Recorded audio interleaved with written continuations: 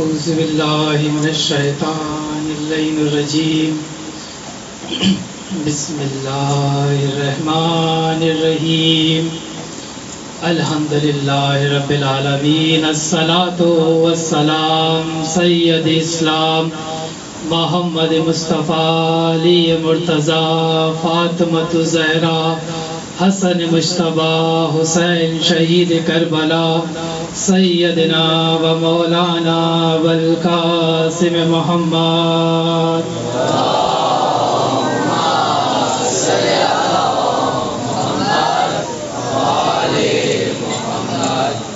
بار الہ صدقے میں محمد والے محمد کے صدقے میں 14 معصومین کے صدقے میں 72 شہدائے کربلا کے صدقے میں ہماری اس قلیل سی عبادت کو قبول فرما، ہمارے گناہ کبیرہ صغیرہ معاف کر دے، جتنے بھی یہاں لوگ آئے ہوئے ہیں ان سب کے مرحومین کی مغفرت فرما دے، حاضرین مجلس بانیان مجلس کی تمام تر مشکلات حل کر دے، اور ہم سب کو ویسا بنا دے جیسا مکہ امام چاہتا ہے۔ ہمیں کعبے کی چھت پہ مولا عباس کا علم دیکھنا نصیب فرما دے، اپنی دعاؤں کو قبولیت تک پہنچائے۔ سارا لے درود کا بلند تر صلوات۔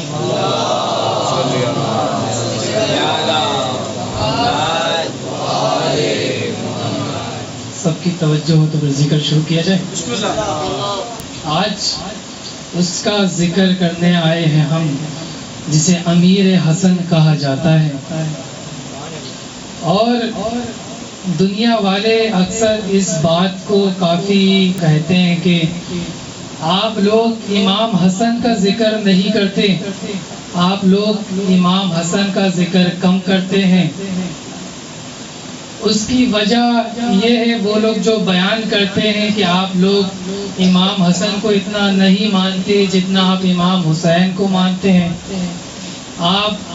آپ نے امامت بھی امام حسن سے نہیں لی، آپ نے امامت بھی امام حسین سے لی۔ اس کی وجہ یہ ہے کہ امام حسن نے صلح کر لی تھی، کہ وہ لوگ کہتے ہیں کہ امام حسن نے صلح کر لی تھی، کہ جس کی وجہ سے آپ لوگ صلح نہیں کرتے، آپ لوگ نہیں مانتے، آپ لوگ برا بھلا کہتے ہیں۔ جب امام حسن نے صلح کر لی تو پھر آپ لوگ برا بھلا کیوں کہتے ہیں؟ اب ان بے وقوفوں سے میں اتنا کہتا ہوں، جب صلح حدیبیہ رسول اللہ نے کری کافروں سے تو آپ لوگ پھر کافروں کو برا کیوں کہتے ہو؟ پھر کافروں کو بھی آپ لوگ گلے لگا لو۔ جب آپ کافروں کو نہیں مانتے ویسے ہی ہم بھی ان کو نہیں مانتے۔ اب صلح ان سے کی جاتی ہے جن سے دشمنی ہو۔ دوستوں کے درمیان تو صلح نہیں ہوتی نا، جنگ تھی، دشمنی تھی، جبھی صلح کی گئی، صلح کی پیشکش آئی کہ صلح ہوئی۔ اب جس کے دل میں امامت کے لیے ذرا سی بھی دشمنی ہو، ہم مرتے دم تک اس کو نہیں مانیں گے، ہم اسے کہیں گے کل بھی وہ کافر تھا، آج بھی کافر ہے، کل بھی کافر رہے گا۔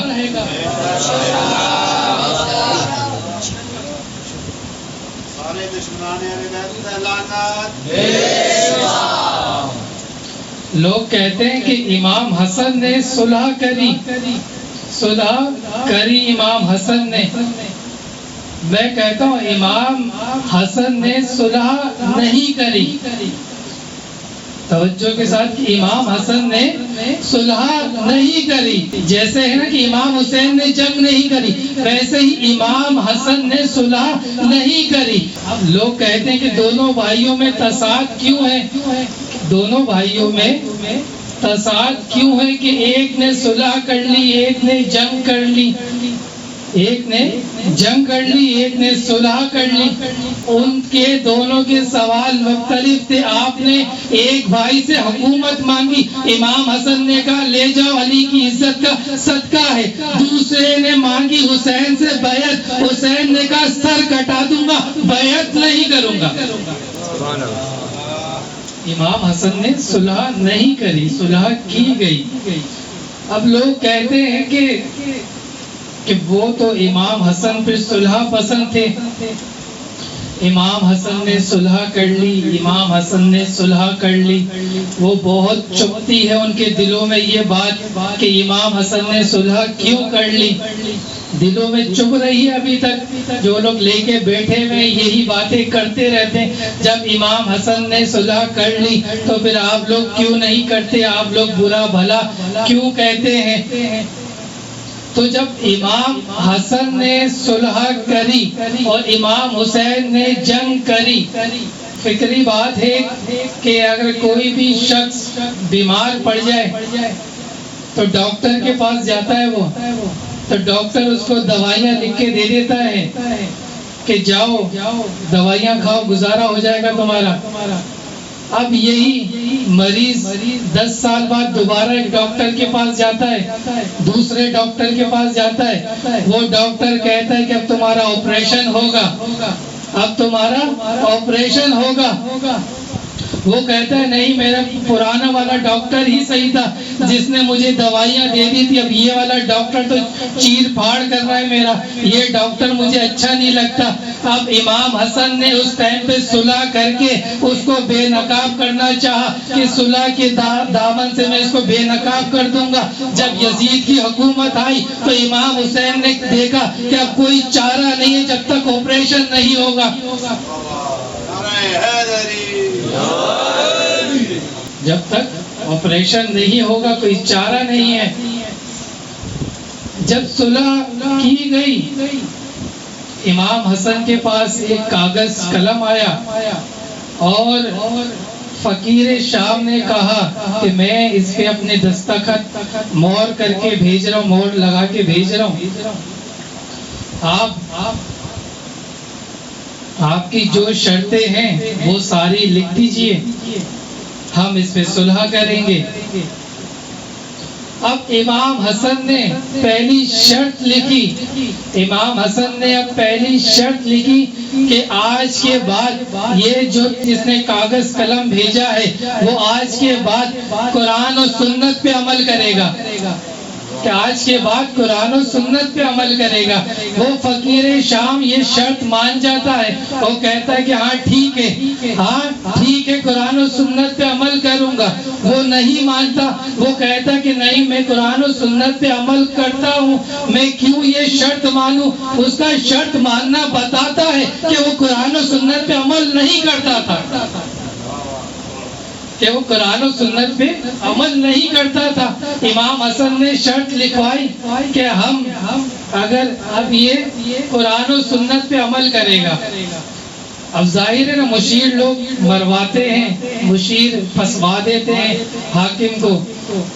اب اس کا بھی ایک مشیر تھا، وزیر تھا، اس نے کہا جب حسن نے شرطیں لکھ کے بھیجی ہیں تم بھی ایک شرط ایڈ کرواؤ اس میں، تم بھی اپنی ایک شرط منواؤ اس میں۔ تو وہ کہتا ہے کون سی شرط منواؤں میں؟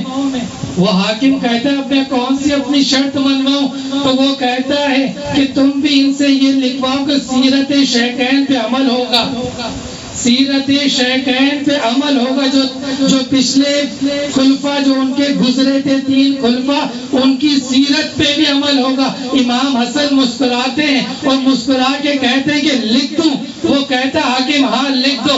امام حسن کہتے ہیں میں لکھ دوں گا تو مٹاؤں گا نہیں پہ، تو وہ کہتا ہے نہیں آپ لکھ دیجئے۔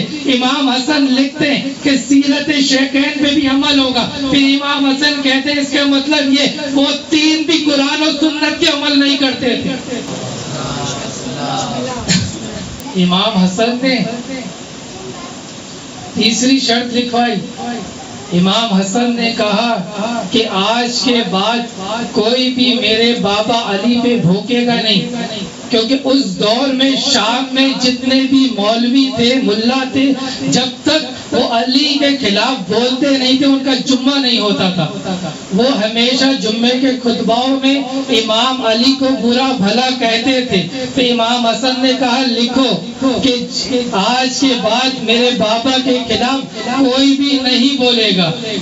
وہ شرط مانتا ہے، اگر نہیں مانتا، جو آج کے لوگ اس بات پہ ہیں کہ ہاں معاویہ گالیاں بکواتا تھا ممبر سے مولا علی کے خلاف، امام حسن نے اسے بے نقاب کر دیا، اسی ٹائم کہتا وہ کہ نہیں میں تو کوئی ایسی بری بات نہیں کرواتا، گالیاں نہیں بکواتا، وہ منع کر دیتا کہ آپ جھوٹ کہہ رہے ہیں، میں یہ شرط نہیں مانتا۔ اس کا شرط ماننا اقرار ہے کہ وہ مولا علی کو برا بھلا کہتا تھا،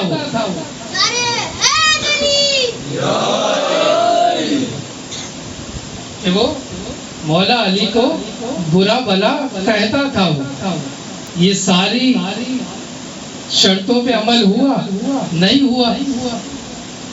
امام حسن کو ہی پتا تھا کہ شرطوں پہ عمل نہیں ہوگا، پھر بھی اس کو بے نقاب کرنا تھا، بے نقاب کرنا تھا، دنیا کو پتہ چلے کہ ان کے چہرے کیسے بنو امیہ کے، ان کے چہرے کیسے، جو لوگ نقاب اسلام کا نقاب اوڑھ کے آ گئے ہیں ان کو بے نقاب کرنا تھا۔ پھر جب اس کی حکومت آ جاتی ہے، پھر وہ سرکاری دورے پہ مدینے میں آتا ہے، مدینے کی مسجد میں بیٹھتا ہے اور کہتا ہے کہ آج میں سب سے بیعت لوں گا، آج میں سب سے بیعت لوں گا۔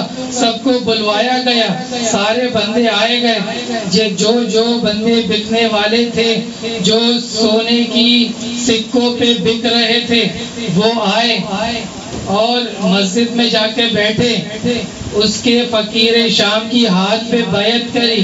فقیر شام نے دیکھا کہ یہ کتنا بڑا معتبر شخص ہے، اس کو اس کے لحاظ سے سونا دیا جائے، اس کو اس کے لحاظ سے سونا دیا گیا۔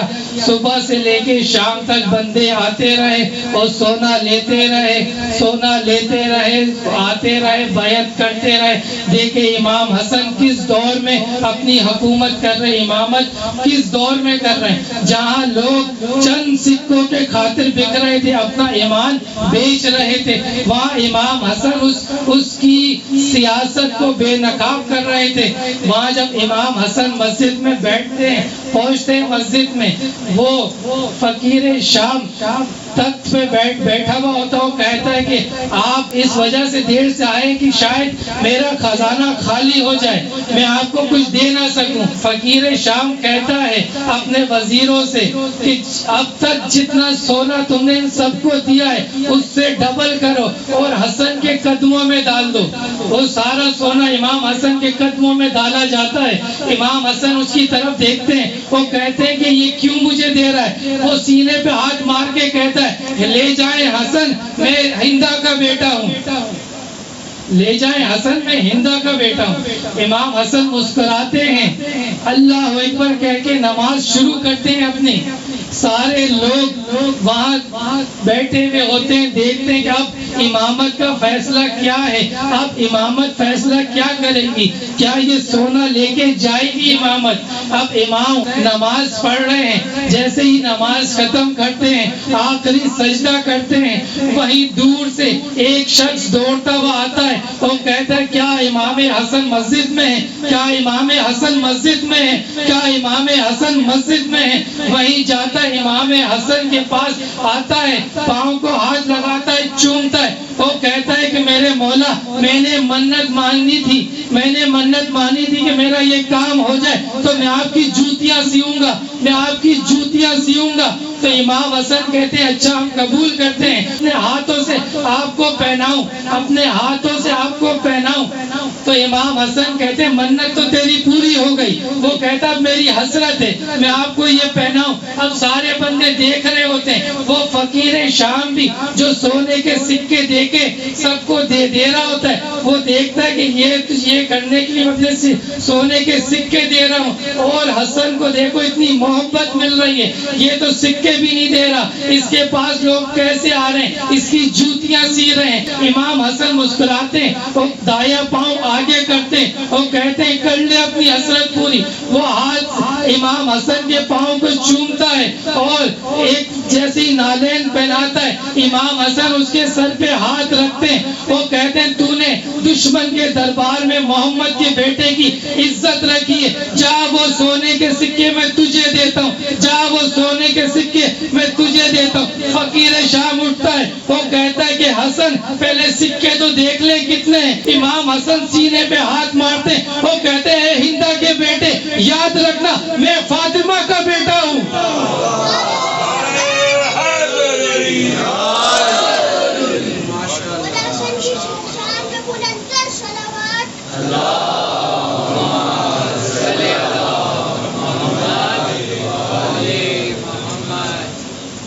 میں فاطمہ کا بیٹا ہوں. اب یہ وہی عزت جن کے لیے رسول خدا نے کہا کہ یہ میرا امیر حسن ہے، یہ میرا امیر حسن ہے. اب اسی امیر حسن کا جنازہ اٹھنا ہے، اسی امیر حسن کا جنازہ آج اٹھے گا. اس طریقے سے آپ نے استقبال کرنا ہے جیسے اپنے گھر کا جنازہ آپ لوگ استقبال کرتے ہیں. مسلمانوں کو تو بہت حسرت تھی کہ سید لوگ اپنے جنازوں میں ہمیں نہیں بلاتے. محمد کا جنازہ اٹھا، سیدوں نے ہمیں اطلاع نہیں دی. فاطمہ کا جنازہ رات کی تاریکی میں اٹھا، سیدوں نے ہمیں بلایا نہیں. علی کے جنازے پہ سیدوں نے بلایا نہیں. جب اتنی حسرت مسلمانوں کو تھی تو امام حسین نے ان مسلمانوں کو حسن کے جنازے پہ بلا لیا. جب حسن کے جنازے پہ وہ مسلمان آئے تو ایسا استقبال کرا ان مسلمانوں نے کہ جنازے پہ اتنے تیر برسائے، 300 تیر برسائے جنازے پہ. مولا عباس کہتے رہے نہ مارو میرے بھائی کے جنازے پہ تیر نہ مارو، جس نے تیر مارنے ہو کربلا میں آ جانا، کوئی روکنے والا نہیں ہوگا. مجھے جتنے تیر مارنے ہو مار لینا. یوں مسلمانوں نے امام حسن کے جنازے کا استقبال کرا. آپ لوگوں نے ایسا استقبال کرنا ہے جیسے سیدوں کا استقبال کیا جاتا ہے، جیسے اپنے کسی عزیز کا استقبال کر رہے ہیں آپ، ایسے آپ نے جنازے کا استقبال کرنا ہے. یہ میرے امیر حسن کا جنازہ ہے، یہ میرے امیر حسن کا جنازہ ہے. 28 صفر امام حسن کو زہر مل گئی. جب امام حسن کو زہر مل گئی امام حسن تڑپنے لگے. تڑپتے تڑپتے امام حسن بی بی فروا کے دروازے پہ پہنچے، دروازہ بجایا اور ام فروا آتی ہیں، کہتی ہیں کہ حسن آپ کا یہ حال کس نے کرا؟ امام حسن کہتے ہیں فروا میرا حال بعد میں پوچھنا، پہلے میرے قاسم کو جگا، پہلے میرا قاسم جگا دے. بی بی فروا قاسم کو اٹھاتی ہیں، قاسم کو اٹھا کے امام حسن کے سینے پہ لٹا دیتی ہیں. جب لٹاتی ہیں شہزادہ قاسم اٹھتے ہیں، وہ کہتے ہیں ماں آپ نے مجھے یہ کیا گرم ریت پہ لٹا دیا ہے، آپ نے مجھے کہاں لٹا دیا؟ تو جب امام حسن کہتے ہیں قاسم جاؤ پھپھی کے گھر جاؤ، پھپھی کو اطلاع دو کہ آپ کے بابا کو زہر مل گئی. قاسم کی عمر کتنی ہے؟ 3.5 برس. اتنی ہی عمر ہے جتنی حسین کی سکینہ کی کربلا میں عمر تھی. اب شہزادہ قاسم کیسے بتائے زینب کو کہ میرے بابا کو زہر مل گئی؟ امام حسن کہتے ہیں کہ قاسم تمہیں کچھ کہنا نہیں پڑے گا، میں منظر بنا دیتا ہوں، میں منظر بناتا ہوں. امام حسن شہزادہ قاسم کے گربان چاک کرتے ہیں، ایک خاک اٹھا کے شہزادہ قاسم کے سر پہ ڈالتے ہیں اور شہزادہ قاسم سے کہتے ہیں قاسم میری بہن کو جگانا نہیں، وہ امیر باپ کی بیٹی ہے، اس کو جگانا نہیں. قاسم جگانا نہیں. جب تہجد کی نماز پڑھنے زینب اٹھے گی تو جب جا کے اس کو بتا دینا.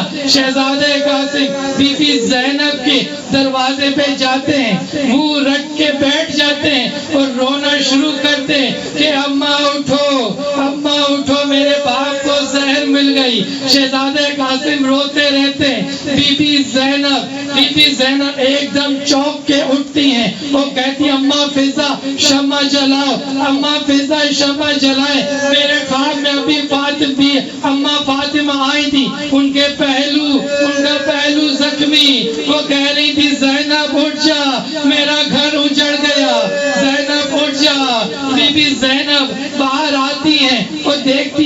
بچہ باہر ہے. بی بی فضہ پوچھتی ہے بچے ابھی تو سیدوں کی بیٹیاں سو رہی ہیں, ابھی کیوں تو مانگنے آ گیا؟ جب سیدوں کی بیٹیاں اٹھ جائیں گی پھر تم آنا.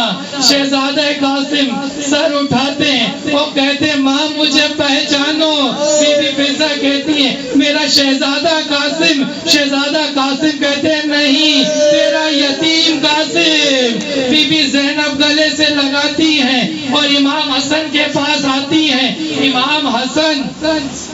امام حسن کے کلیجے پھٹ رہے ہوتے ہیں, کلیجہ باہر آ رہا ہوتا ہے, ایک تش میں کلیجہ رکھا جاتا ہے. وہیں جب بی بی زینب کو آتا دیکھتی ہیں تو امام حسن فروہ سے کہتے ہیں فروہ زینب میرا کلیجہ نہ دیکھے, اس پہ چادر ڈھک دو. بی بی زینب فروہ سے کہتی ہے نہیں فروہ نہ چھپا, مجھے دکھا دے میرا بھائی کا کلیجہ.